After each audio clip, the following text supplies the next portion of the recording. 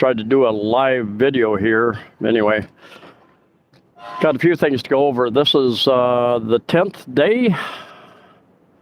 The 10th day since Super Typhoon Odette, international name Ray, came through this area, Cebu City and Cebu Province, through the center part of the Visayas, also hit a little bit of Luzon as well as the northern part of Mindanao Island. And I can tell you that having experienced one other hurricane typhoon in the USA, that this was just as bad as that, if not worse. I was surprised actually when I woke up the next morning early that there wasn't much more damage in this particular area. I know that there are areas, there are islands that have pretty much been flattened, with homes gone, livelihoods gone, people without water, people without food and shelter. So I'm quite fortunate here. I'm going to be making some observations. I'm not complaining. I've got it better than so many people. I was able to store up a little bit of water ahead of time because I was watching the weather forecast, saw what was going on. My friends did as well. But it's getting to that point 10 days later that things are starting to get a little thin. Still got plenty of food. Just took 3 5-gallon containers down store close to me that a guy with a pickup truck was loading up containers to go get purified water to deliver it later. Paid a guy who will bring them up later, who will have to carry over 20 stories. Paid him to deliver them after the guy brings the containers back. But he assured me that they're doing testing every hour. Normally they do it every 2 hours, but at this point in time they're doing it every hour to make sure it's clean. Now I'm seeing a lot. All right, had an issue there, not sure what happened. At the present time, 10 days after Odette, there is parts of the city are getting electric. If you're near in a sector where you have a hospital, other essential businesses, they're connecting those electric facilities first. As far as internet, I don't have internet. Condo I live in has a generator. When the storm hit, I made the comment before it hit that I hope they have enough diesel to last a few days. And they had enough diesel for, I think, about a day and a half. And early in the morning, I woke up warm, something wasn't right. And I started filling all the waste baskets and such with water for washing, for flushing toilets, those sorts of things. And anyway, that's getting us by. There are people lining up at times. There are water trucks from the city and other, I think, private businesses line up water trucks to deliver water to different streets, different times. Haven't had to do that yet. This is the first actual cloudy day that we've had since the storm. The sunnier skies have been welcome. Definitely don't need any more rain at this point in time. Roofs and damage to a lot of roofs. In fact, just looking down here, got pretty much roofs gone around here. A lot of holes in the roofs. What do we have there? All the windows out of that building, they tried to put some plywood up there on a couple windows. One of the big issues that we're going to have going forward is the logistics. A lot of the ferries, the ships that would transport goods between islands and such, they pulled into what they thought was safe harbors, and they were heavily damaged. Some of them sank, some of them overturned. Some of them are spilling fuel, I understand. So they're trying to pump the fuel out of those that are inoperable. But anyway, that takes, I believe, over 100 potential ships out of service. Ships that are desperately needed to move goods between islands. Now, I went to a local market yesterday, which was Sunday, and was able to get a number of vegetables and stuff. But I'm sure these mountain provinces where they grow a lot of the goods, they would be heavily damaged. And not sure going forward the next week, the next month, what the supply situation will be. So we'll just have to wait and see. Long lines have been for over a week at ATM machines. And I've been in line at a couple ATM machines, and then turns out, well, we don't have money. I was in line at one the other day and took 2 hours for them to get the ATM working, and then about another hour to get into the ATM, get some money out over by Ayala Mall.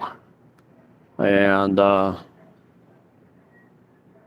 took care of it. If I was going to do things differently, I would have stocked up on additional water, more water ahead of time. I would have gotten my money out before the storm and paid my rent early, so I didn't have to stand in line as I did to wait to get into a bank to pay my rent. I would also suggest to many more people that they stock up much earlier, not wait for that last day, because it's too late then. The places that carry water, they carry enough to sell that day pretty much. They don't have enough if there's a big flood of panic buying all of a sudden. So anyway, there are heavy needs. I know there are a number of places people can donate to charity. I'm not attached to any of those. So you can check out other sites for those types of things if you're able and willing. So I'm using phone data. A few days after the storm, phone data came back on. Now it's a little bit iffy. Some days you have it most of the day. Sometimes it works pretty good. Sometimes it doesn't. But I'm using phone data to put this particular video up, and I'll do more of those if we don't get internet back. I've got a number of videos. I went walking around taking video. Got a number of videos that I'll put up if and when, I guess, when that information, that service comes back. But a number of other things I wanted to cover here. Something you want to consider when you're deciding if you're going to move anywhere, if you're going to move into a hurricane alley, if you're going to move into a tornado alley, a place subject to floods and such. We've had an electric generator that, like I said, it ran out of fuel about a day and a half into this.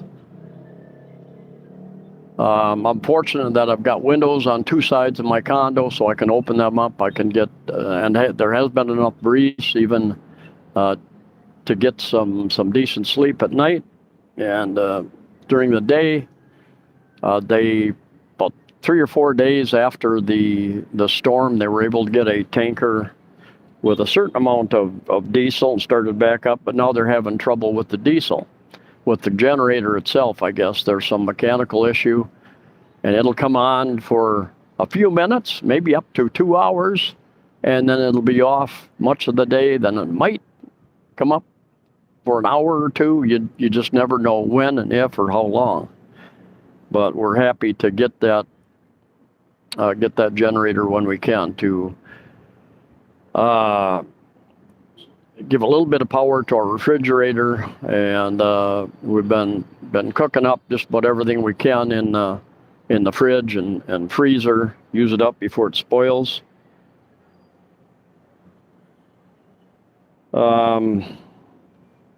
Got a number of flashlights. I've got a small solar panel that I've been able to use to charge our phones, as well as some batteries, rechargeable batteries, do not have one thing I would like to do is get a little bit bigger solar panel and a battery system, backup system, so that I could still run use my computer. Present time, I can charge it up and I can use it for a couple hours before the battery runs down.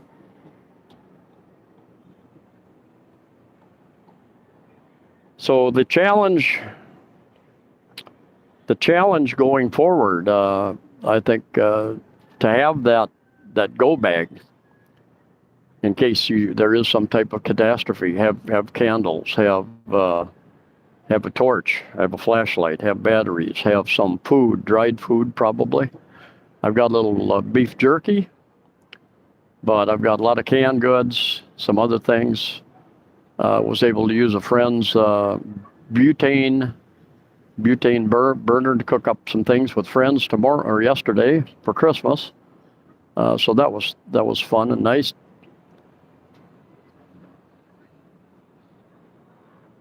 Anyway, I'll sign off for now, and I'll put videos up just as soon as I can. You all take care, stay safe, stay healthy, and I'll see you next time.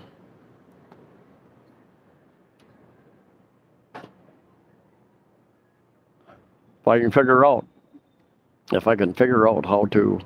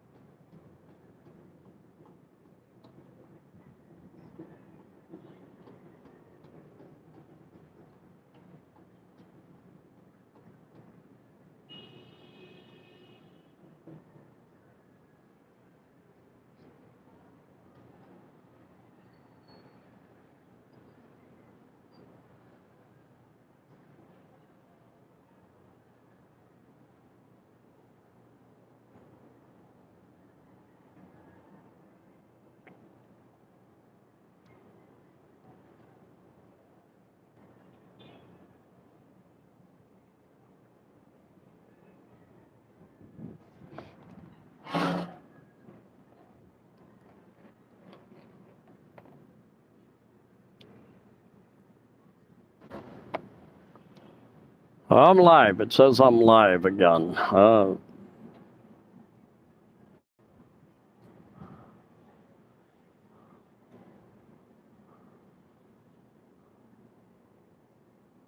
Save highlight.